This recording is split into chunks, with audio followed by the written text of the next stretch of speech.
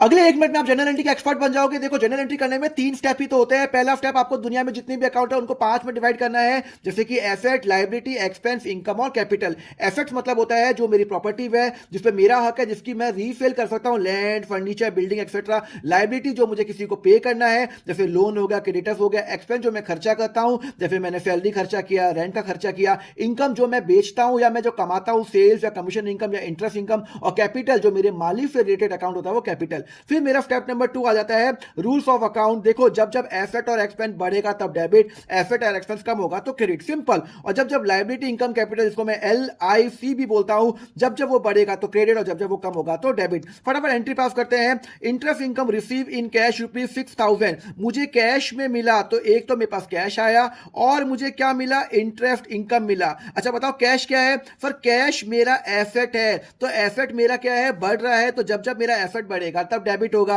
Interest income क्या है भैया, मेरी इनकम है और मेरी इनकम बढ़ रही है, तो इनकम जब बढ़ती है तब वो क्या होता है, क्रेडिट होगा। तो मेरी एंट्री की क्या होगी, cash account debit to interest income. कितनी मुझे इनकम मिली, ₹6,000, ₹6,000 है ना। General entry simple.